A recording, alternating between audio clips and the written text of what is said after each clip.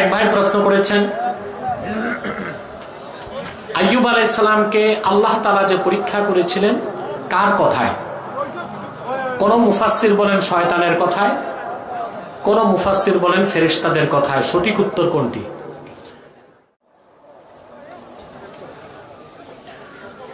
প্রস্রাবের স্থানে গিয়ে মেসওয়াক করা যাবে কিনা? না। এটা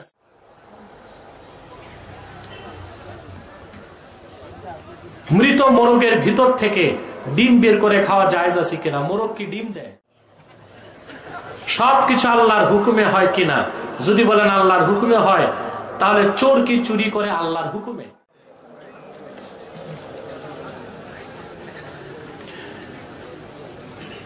ইমামের যদি দাড়ি না থাকে ইমামের পেছনে নামাজ হবে কিনা দেখতে হবে। ইমাম হিজরা হক্কানি আলেম কারা এবং তাদের পরিচয় কি? ওয়াশরুমে গোসল ও ওযু করার সময় দোয়া করা যাবে কিনা? না। শাইখের কাছে জানতে চাই, নাবালেগ থেকে মানুষ যখন সাবালক হয় নির্ধারিত কি কোনো সময় আছে? আরে ভাই,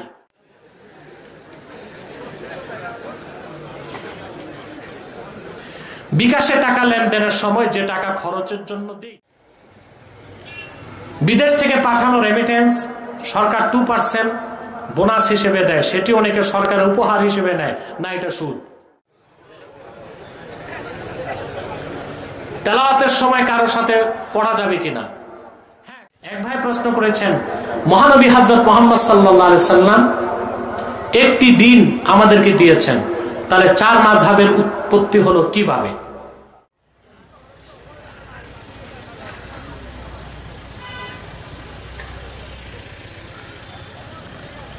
অ্যান্ড্রয়েড মোবাইল ফোনে ওযুবিহীন অবস্থায়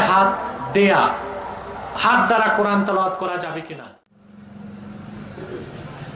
কোন কোন মৌলবী বলে যারা ঈদ মিলাদুন নবী সাল্লাল্লাহু আলাইহি ওয়াসাল্লাম পালন করে তারা নাকি বলে কি একটা শব্দ আমি বুঝি নাই, ফাসিক। মসজিদের মাইকে টাকা দিয়ে কোনো কিছু হারানোর জিনিসের বিজ্ঞপ্তি দিতে চায়, তাহলে এটি কি মসজিদের মাইকে মাইকিং করা জায়েজ? যোহরের প্রথম 4 রাকাত সুন্নত নামাজ আদায় না করে যদি কেউ যোহরের সালাত সম্পন্ন করে এবং 4 রাকাত নামাজ পরবর্তীতে না আদায় করলে তার যোহরের নামাজ কি শুদ্ধ হবে? ইমাম সাহেবের অনুপস্থিতিতে নামাজের জামাত আদায় করার জন্য সহি শুদ্ধভাবে তেলাওয়াত করতে না জানা একজন মুরব্বী সাহেব জামাতে নামাজ পড়াইবেন নাকি সেখানে উপস্থিত একজন শুদ্ধ তেলাওয়াতকারী যুবক নামাজ আদায় করাবেন?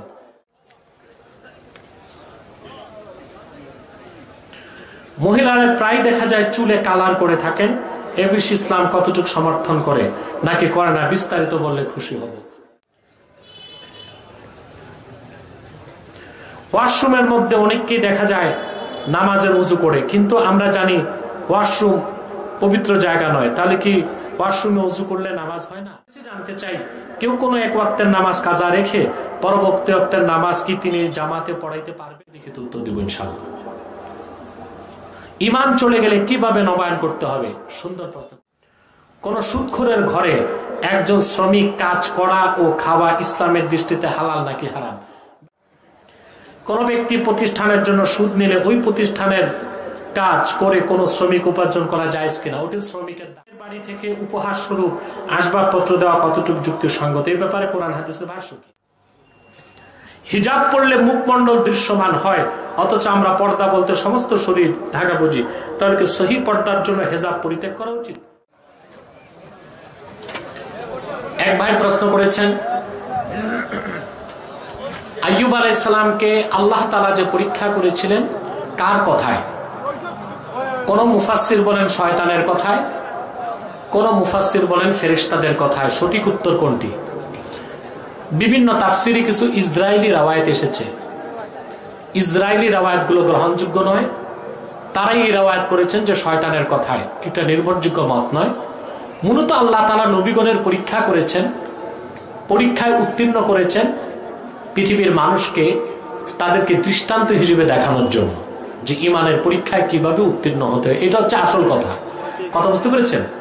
তবে কোন কোন মুফাসসির বলেছেন যে ফেরেশতাগণ প্রশ্ন তুলেছিলেন আল্লাহর এত নিয়ামত পাওয়ার পর হযরত আইয়ুব আল্লাহর শুকরগুজার বান্দা থাকবেন কিনা, ধৈর্য ধরবেন কিনা, এই মতটিকে সমর্থন করা যায়। প্রস্রাবের স্থানে গিয়ে মেসওয়াক করা যাবে কিনা, না, এটা সুএ আদাব, চরম পর্যায়ের বেয়াদবি হবে। আপনি যখন প্রস্রাব করবেন তখন যদি মেসওয়াক করেন, এটা কিরকম একটা অশোভনীয় কাজ না? আদবের খেলাফ। কিসের খেলাফ? তবে আমি শুনেছি অনেকে পেশাবখানায় যে বিড়ি সিগারেট খায়, ওটা কাছাকাছি কাজ। পেশাব করা যায়, বিড়ি সিগারেট খাওয়া কাছাকাছি কাজ, ওইটা একটা বিষয়। কিন্তু মেসওয়াকের মতো ভালো একটি আমল পেশাবখানায় যে করাটা, এটা আদবের খেলাফ, অশোভনীয় একটি কাজ। এই কাজটি করবেন না।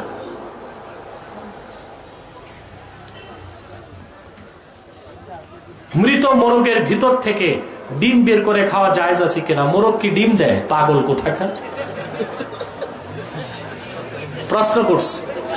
মৃত মোরগের ভিতর থেকে ডিম বের করে খাওয়া জায়েজ আছে কিনা? মোরগ কি ডিম দেয় নাকি? এই মৃত মুরগি মরে গেলে ভিতর থেকে ডিম বের করে খেতে পারবেন, তাতে সমস্যা নেই। সবকিছু আল্লাহর হুকুমে হয় কিনা? যদি বলেন আল্লাহর হুকুমে হয়, তাহলে চোর কি চুরি করে আল্লাহর হুকুমে? না, এই প্রশ্নটা মুমিনের না, এটা সংশয়বাদীদের প্রশ্ন। কাদের প্রশ্ন? সংশয়বাদীদের প্রশ্ন। সকল ভালো কাজের নিসবত বা সম্পর্ক আল্লাহর দিকে করা যাবে, আর কোন একটি খারাপ কাজের দায় মহান আল্লাহর দিকে দেওয়া যাবে না। কথা বুঝতে পারছেন? এখন আপনি যদি বলেন তো চোর চুরি করে কেন? আল্লাহ যদি তকদিরে লিখে নাই রাখতো সে চোর হবে, তো চোর হলো কেন? তকদির বিষয়টা আপনাকে বুঝতে হবে। আমি এক বুদ্ধিজীবীকে প্রশ্নের উত্তরটা দিয়েছিলাম, আপনারা দেখেছেন। আমরা যখন এসএসসি পড়েছি তখন আমাদের একটা অপশনাল সাবজেক্ট ছিল কম্পিউটার সায়েন্স। তবে সেটাই ফেল করলে কেউ প্রমোশন থাকতো না, প্রমোশন দেওয়া হতো। এসএসসিতে আমাদের সময় কোনো গ্রেডিং সিস্টেম ছিল না, তখন ছিল stand, star, first division, second division, third, তারপর ফেল। এখন তো জিপিএ 5 টাইপ কি যেন হয়েছে একটা, এটা আমি বুঝি না। তো যখন আমি পরীক্ষা দিব এসএসসি, তার 21 দিন আগ থেকে আমি অসুস্থ ছিলাম, অনেকগুলো রোগে আক্রান্ত। আপনার ভাইরাস ফ্লু, ভাইরাস ফিভার, বসন্ত আমার চোখেও হয়ে গেছিল। আমি কোনো বই ধরতে পারি নাই, বুঝতে পারছেন? আমার আব্বা হুজুর রহমতুল্লাহ তখন আমাকে বলেছেন, মনে করো তুমি ফেল করবে, এটা মনে করি পরীক্ষাটা দাও এসএসসিতে। আমিও বলতেছি তুমি ফেল করবা, আর তুমি মনে করে নাও কি ফেল। আমাকে তখন স্পেশালি পরীক্ষার হলে পরীক্ষা দিতে দেওয়া হলো, ল্যাব তোষক সব সহ। অনেকটা শুয়ে শুয়ে পরীক্ষা দিয়েছে। আলহামদুলিল্লাহ মুহাম্মদ সাল্লাল্লাহু আলাইহি ওয়াসাল্লামের সদকায় আমি তখনও এসএসসিতে হায়ার ফার্স্ট ডিভিশন, প্রায় স্টারের কাছাকাছি রেজাল্ট পেয়েছিলাম। আলহামদুলিল্লাহ, আমার কোনো সমস্যা। কিন্তু পরীক্ষার রেজাল্ট বের হওয়ার আগে আমাদেরকে যে স্যার গণিত পড়াতেন, তিনি শুনেছেন আমি অসুস্থ, বুঝেন নাই? পরীক্ষা চলাকালীন তিনি বলেছেন যে ও ফার্স্ট ডিভিশন পাবে। এখন আপনারা বলুন তো, স্যার বলেছে ফার্স্ট ডিভিশন পাবো, সেজন্যই কি আমি ফার্স্ট ডিভিশন পেয়েছি? কথা বলেন। নাকি ক্লাস 6 থেকে 10 পর্যন্ত তিনি আমাকে পড়িয়েছেন বলে ধারণা করতে পারছেন যে সে তো ফার্স্ট ডিভিশন পাবে? ঠিক না? ক্লাসে একজন শিক্ষক ছাত্রকে বলে তুই তো ডাব্বা মারবি, ফেল। ছাত্রটা ফেল করছে, দোষটা কি স্যারের? আল্লাহ অতীত বর্তমান ভবিষ্যৎ সব জানেন। কে চুরি করবে ওটা তিনি জানেন, তকদিরে লিখে দিয়েছেন এটা চোর। অতএব এই চুরির অপরাধ মহান আল্লাহর দিকে যাবে না, ঠিক না বলেন? সেই অপরাধ চোরের নিজের, চোরের।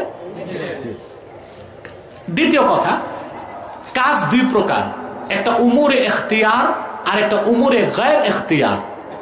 কিছু কাজ আল্লাহ মানুষের ইচ্ছায় দিয়েছেন, কিছু মানুষের ইচ্ছায় দেন নাই। ভালো কাজ মন্দ কাজ করার ক্ষমতা আল্লাহ মানুষকে দিয়েছেন, কিন্তু প্রয়োগটা মানুষ করে। কথা বলে না? এই যে চুরি করতে পারা, এটা একটা ক্ষমতা না? কথা বলে না? আরে মিয়া চুরি বিদ্যা বলে বড় বিদ্যা, যদি চোর ধরা না খায়। আমার দেশের চোর ধরা খায় না। চায়না তালা তৈরি করে, টপ মোস্ট সিকিউরড লক, এমন তালা চোর খুলতে পারবে না। কিন্তু চায়নার আবিষ্কৃত তালা বাংলাদেশের চোরের কাছে 30 সেকেন্ড। ঠিক কিনা? এখন বলেন তো, যে মেধা, প্রজ্ঞা, কাজ, এইসব তো সৃষ্টিগতভাবে আল্লাহ মানুষকে দিয়েছেন, কিন্তু প্রয়োগ করলো চোর খারাপ কাজে। চাইনিজরা প্রয়োগ করলো আবিষ্কারে, আর বাংলাদেশের চোর প্রয়োগ করলো চুরির কাজে। এই জন্য দায়টা তার। আল্লাহ তাকে স্বাধীন ইচ্ছা শক্তি দিয়েছেন। এই ইচ্ছা শক্তির অপপ্রয়োগ করার কারণে সবকিছু আল্লাহর হুকুমে হয়। তারপরও চুরির দায় চোরের, জেনার দায় জেনাকারীর, হত্যাকারীর দায় হত্যাকারীকে বর্তাবে। আশা করি উত্তরটা পেয়েছেন।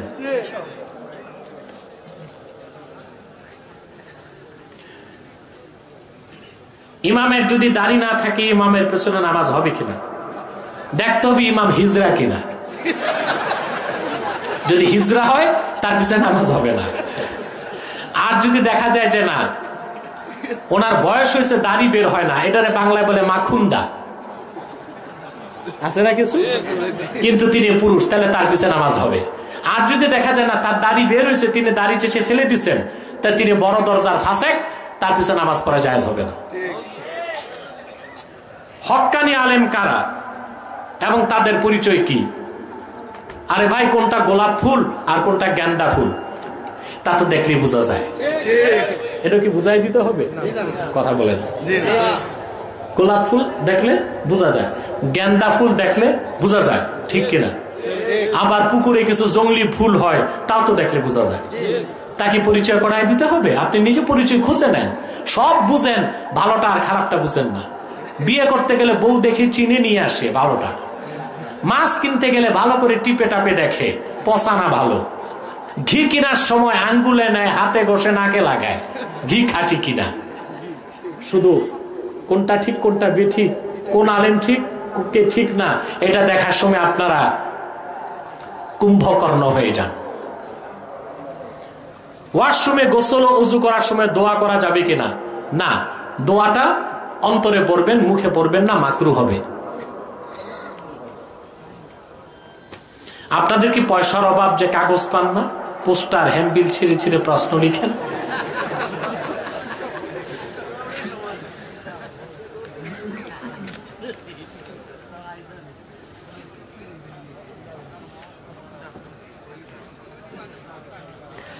শায়েখের কাছে জানতে চাই, নাবালেগ থেকে মানুষ যখন সাবালক হয়, নির্ধারিত কি কোনো সময় আছে? আরে ভাই, প্রশ্নটা মজার করছে না। মানুষ যখন শুনছেন পৃথিবীতে কোন মানুষ যখন বালেগ হয়েছে, তার বাপ মা বলে দিছে তুমি কালকে বালেগ হয়েছো, সে নিজেই বুঝে সে কি বালেগ হয়েছে, ঠিক কিনা? এটার কোন বয়স, কিরকম বয়স? যখন সর্বোচ্চ বয়স ছেলেদের 15 বছর, 12 থেকে 15 যে কোনো সময় বালেগ হতে পারে। আর মেয়েদের ক্ষেত্রে 9 থেকে 15 যে কোনো সময় তারা বালেগ হতে, 9 থেকে 12 যে কোনো সময় তারা বালেগা হতে পারে। আর বালেগা হলো কিনা এটার জন্য ইনভেস্টিগেশনের দরকার নাই, বাপ মাকে বলতে হয় না, সে নিজে উপলব্ধি করতে পারে আমি হয়েছি।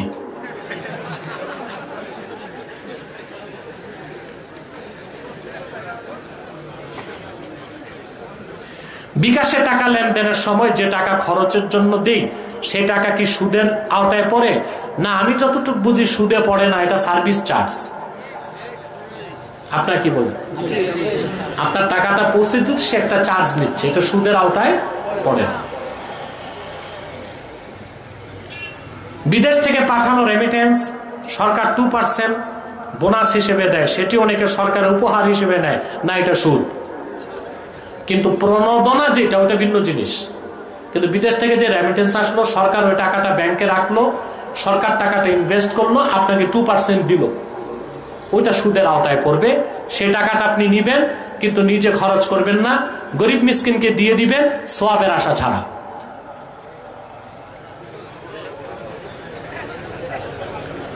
তেলাওয়াতের সময় কারো সাথে পড়া যাবে কিনা? হ্যাঁ, কোনো ব্যক্তি তেলাওয়াত করছে, আপনি পাশে তেলাওয়াত করবেন, তাতে সমস্যা নেই। এটা তো একটা সহজ বিষয়। পাশাপাশি কয়েকজন বসে তেলাওয়াত করতে পারবেন, তাতে সমস্যা নেই।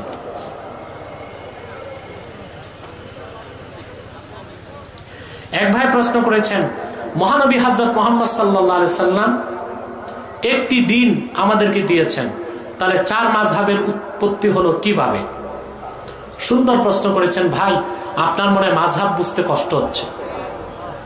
4 মাযহাবের লোক আল্লাহর বান্দা, মুহাম্মদ সাল্লাল্লাহু আলাইহি ওয়াসাল্লামের উম্মত, এবং একটি পরিপূর্ণ দ্বীন ইসলামের অনুসরণ করে। কোরআন কারীমের তাফসীর পৃথিবীতে কয়টা আছে বলতে পারবেন? কথা বলেন। কোরআন তো একটাই, তাফসীর তো অনেক আছে। সবগুলোই তো নির্ভরযোগ্য যদি তা সঠিক তাফসীর হয়। তাফসীর ইবনে কাসির, তাফসীর বাগাবী, তাফসীর খাজেন, তাফসীর মাদারিক, তাফসীর ইবনে আবি সাউদ, তাফসীরুল কবির, তাফসীর বাগাবী, তাফসীর তাবারি, তাফসীর কুরতুবী, এরকম অসংখ্য নির্ভরযোগ্য তাফসীর আছে। প্রত্যেকটাকে আমরা সঠিক বলে পড়ি, অধ্যয়ন করি। ঠিক একদিন ইসলামের ব্যাখ্যা মাযহাবগুলো দিয়েছে, একজনের থেকে সুন্দর আরেকজন দিয়েছে। সবচেয়ে সুন্দর যে দিয়েছে হানাফি মাযহাব, সবচেয়ে সুন্দর দিয়েছে আবু হানিফা, সেজন্য তিনি ইমাম আযম। 4 মাযহাব হক। যে কোনো একটি মাযহাবে থেকে আপনি ইসলামের বিধানগুলোকে মানবেন, গাইড হিসেবে, ব্যাখ্যা হিসেবে, আর কিছু না।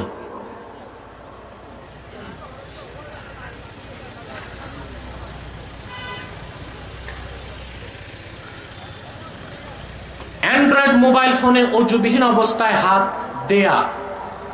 দ্বারা কোরআন তেলাওয়াত করা যাবে কিনা? এটা আদবের খেলাফ হবে। কারণ আপনি যখন মনিটর ওপেন করলেন, কোরআন কারীমের আয়াতগুলো ভেসে উঠলো, তখন আর ওযু ছাড়া অ্যান্ড্রয়েড মোবাইল হাত দিতে পারবেন না। মোবাইল বন্ধ থাকা অবস্থায় ধরতে পারবেন। কথাটা বুঝেন নাই? আপনি যখন মোবাইল ওপেন করলেন, মনিটরে কোরআন কারীম ভেসে উঠলো, তখন ওযু ছাড়া ধরা জায়েজ হবে না। কারণ আল্লাহ বলেছেন, লা ইয়ামাসসুহু ইল্লাল মুতাহহারুন, পবিত্রতা অর্জনকারী ব্যতীত কেউ স্পর্শ করবে না। কোন কোন মৌলবী বলে, যারা ঈদ মিলাদুন নবী সাল্লাল্লাহু আলাইহি ওয়াসাল্লাম পালন করে, তারা নাকি বলে, কি একটা শব্দ আমি বুঝি নাই, ফাসিক। না, এরকম ঢালাও কথা যারা বলে, তারা কোনো ভালো আকীদার মৌলবী না। কিছু আদলি, পাশিকা, বাটকারা মৌলবী আছে, এদের কাজই হচ্ছে সমাজে ফিতনা ছড়ানো। এদের কথায় কান দিবেন না।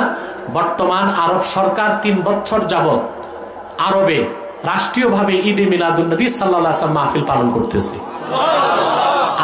আরবের সর্বোচ্চ উলামা পরিষদ একত্রিত হয়ে ফতোয়া দিয়েছেন, ঈদে মিলাদুন নবী সাল্লাল্লাহু আলাইহি ওয়াসাল্লাম মাহফিল পালন করা আল্লাহ রাসূলের খাঁটি উম্মতের মহব্বতের নমুনা।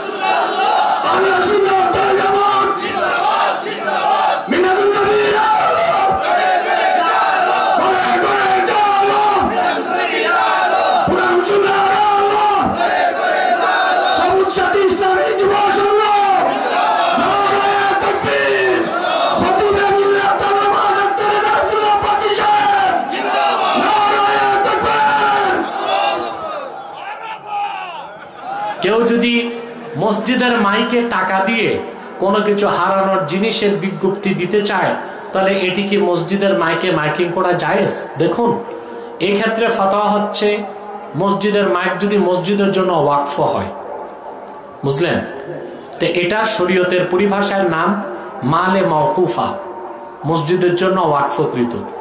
সেই মাইকে আজান, ওয়াজ, দ্বীনি কাজ ছাড়া অন্য কিছু করা জায়েজ না।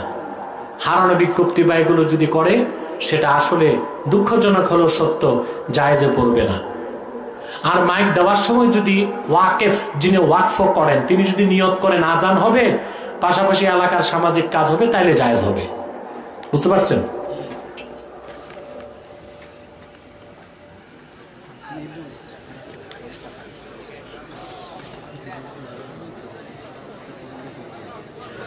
জোহরের প্রথম 4 রাকাত সুন্নত নামাজ আদায় না করে যদি কেউ জোহরের সালাত সম্পন্ন করে এবং 4 রাকাত নামাজ পরবর্তীতে না আদায় করলে তার জোহরের নামাজ কি শুদ্ধ হবে? দেখুন ভাই, জোহরের আগে যে 4 রাকাত সুন্নত, এটা সুন্নতে মুআক্কাদা। এটা কি?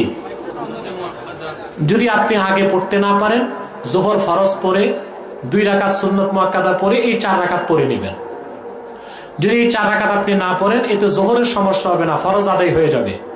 কিন্তু একদিন 2 দিন বিশেষ কারণে যদি ছেড়ে দেন গুনাহগার হবেন না। কিন্তু আপনি যদি নিয়মিত সুন্নতে মুআক্কাদা ছেড়ে দেন তাহলে আপনি গুনাহগার হবেন। কারণ ফতোয়া শামিতে এসছে ইয়াসামু বিতারকি সুন্নাতিল মুআক্কাদা কাল ওয়াজিব। ওয়াজিব তরক করলে যেমন বান্দা গুনাহগার হয়, সুন্নতে মুআক্কাদাও তরক করলে সে ওই রকম গুনাহগার হবে। কথা বুঝতে পারছেন? আর মোল্লা আলী কারি মিশকাতুশ শারামের কাতে লিখেছেন যে ইন্না তারকা সুন্নাহ ইউআদ্দি ইলা জান্দাকা। নিয়মিত কেউ যদি সুন্নতে মুআক্কাদা ছাড়তে থাকে ধীরে ধীরে সে নাস্তিক হয়ে যাবে। ওনাদেরকে একটু জায়গা দেন, ওনাদের হয়তো বা চুলকানি শুরু হয়ে গেছে, ওনারা যাক, আমরা এখনই দোয়া করছি ইনশাআল্লাহ। ইমাম সাহেবের অনুপস্থিতিতে নামাজের জামাত আদায় করার জন্য সহি শুদ্ধভাবে তেলাওয়াত করতে না জানা একজন মুরব্বী সাহেব জামাতে নামাজ পড়াইবেন নাকি সেখানে উপস্থিত একজন শুদ্ধ তেলাওয়াতকারী যুবক নামাজ আদায় করাবেন? নামাজের মধ্যে ফরজ হচ্ছে শুদ্ধ তেলাওয়াত। মুরব্বীর বয়স যতই থাক তার তেলাওয়াত যদি গলত হয়, লাহনে জারি হয়, তিনি নামাজ পড়াবেন না, জায়েজ হবে না যদি সেখানে এমন কোন যুবক থাকে যার তেলাওয়াত শুদ্ধ। কারণ আল্লাহ বলেছেন ওয়ারাত্তিলিল কুরআনা তারতিলা, শুদ্ধভাবে কোরআন তেলাওয়াতকে আল্লাহ ফরজ করেছেন নামাজের মধ্যে। কথা বুঝতে পারছেন?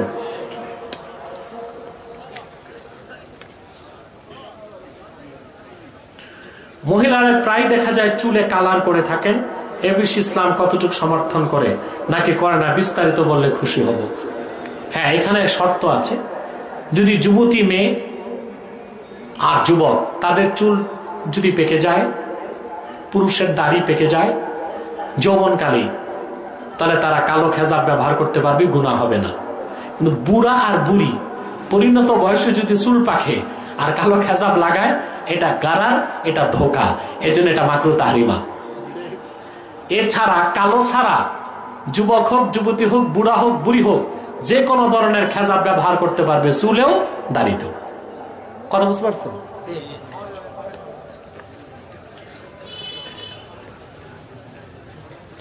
ওয়াশরুমের মধ্যে অনেককেই দেখা যায় নামাজের উজু করে, কিন্তু আমরা জানি ওয়াশরুম পবিত্র জায়গা নয়। তাহলে কি ওয়াশরুমে উজু করলে নামাজ হয় না? ওয়াশরুম অপবিত্র জায়গা, আর উজু করবেন অপবিত্রতা দূর করতে, তাতে তো সমস্যা নেই। তবে ওয়াশরুমে আপনি যদি উজু করেন তাতে দোয়া পড়তে পারবেন না, এই জন্য ফোকাহে কেরাম মাকরু লিখেছেন। আপনি ওয়াশরুমটা সেপারেট করে নেবেন, বুঝলেন? ইস্তেনজার জায়গা আলাদা, উজুর জায়গা আলাদা। আপনার কাছে জানতে চাই, কেউ কোনো এক ওয়াক্তের নামাজ কাজা রেখে পরবর্তী ওয়াক্তের নামাজ কি তিনি জামাতে পড়াইতে পারবেন? যদি ব্যক্তিটা সাহেবে তারতিব হয়। কি হয়? অর্থাৎ বালেগ হওয়ার পর যার জীবনে একসাথে 6 ওয়াক্ত নামাজ কাজা হয় নাই, এরকম লোক বাংলাদেশে কম আছে। এ লোক সাহেবে তারতিব। তার যদি কোনো এক ওয়াক্ত কাজা হয়, সে অন্য ওই কাজা উঠানোর আগে আদা নামাজ পড়তে পারবে না নিজেও, অতএব ইমামতির প্রশ্নই আসে না। কিন্তু বালেগ হওয়ার পর কারো যদি এরকম 6 ওয়াক্ত না অধিক কাজা হয়ে থাকে, সে আদা নামাজ পড়ে পরে কাজাটা তুলতে পারবে। ঠিক সেভাবে সে ইমামতিও করতে পারবে, পরে তার কাজাটা তুলে নিতে পারবে। ওটার উত্তর হয়ে গেছে। আরেকটা প্রশ্ন, আরেকটা ব্যাংকিং এর প্রশ্ন করা হয়েছে, এগুলো আমি মুখে দেই না, আমাদের দারুল ইফতাতে প্রশ্ন করলে আমি লিখিত উত্তর দেব ইনশাআল্লাহ। ইমান চলে গেলে কিভাবে নবায়ন করতে হবে? সুন্দর প্রশ্ন করেছেন।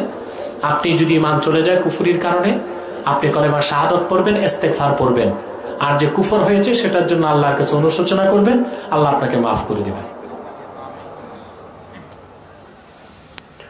কোন সুদখোরের ঘরে একজন শ্রমিক কাজ করা ও খাওয়া ইসলামের দৃষ্টিতে হালাল নাকি হারাম?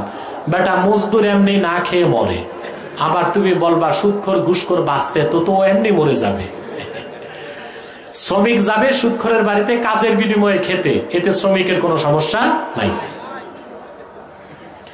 কোন ব্যক্তি প্রতিষ্ঠানের জন্য সুদ নিলে ওই প্রতিষ্ঠানের কাজ করে কোন শ্রমিক উপার্জন করা যায় কিনা? ওটি শ্রমিকের দায় না, যিনি করছেন সুদের দায় তার।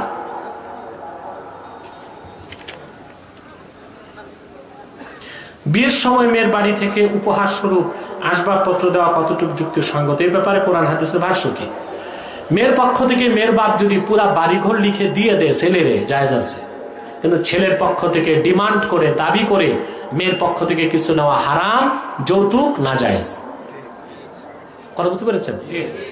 তবে অনেকে ঘর জামাই হইতে ভালোবাসে, নিজে ঘর জামাই বলতেও ভালোবাসে, ঠিক কিনা? আরে এই ঘর জামাইরে দেখছি বাংলাদেশে নারী পুরুষ সমান অধিকার বেশি চায়। আপনি আমার ব্যাখ্যাটা দেখেছেন? নারী পুরুষ কোনোদিন সমান হইতে পারে না। কোন ক্ষেত্রে নারীর অধিকার বেশি, কোন ক্ষেত্রে পুরুষের অধিকার বেশি।